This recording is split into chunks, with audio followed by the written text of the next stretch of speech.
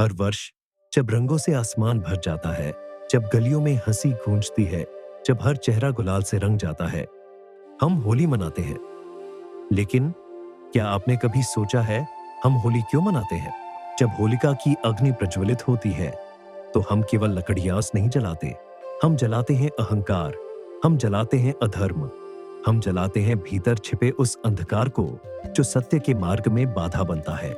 यह कथा है एक ऐसे राजा की जिसका अहंकार आकाश से भी ऊंचा था।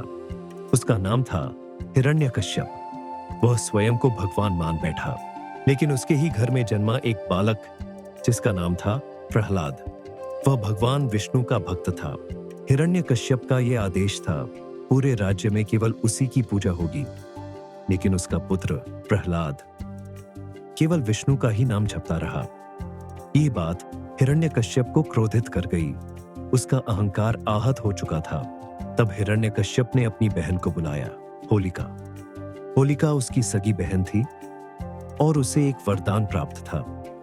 कहा जाता है कि होलिका को वरदान मिला था, अग्नि उसे जला नहीं सकती थी।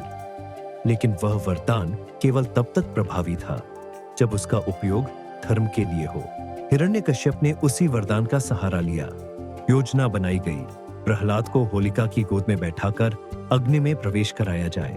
होलिका प्रहलाद को लेकर अग्नि में बैठी। लोग स्तब्ध रह गए, लेकिन चमत्कार हुआ। प्रहलाद की अटूट भक्ति ने उसे बचा लिया। कहा जाता है वह दिव्य वस्त्र होलिका से उड़कर प्रहलाद को ढक गया और अगली सुबह अंधकार की राख से जन्म लेती है रंगों की दुनिया।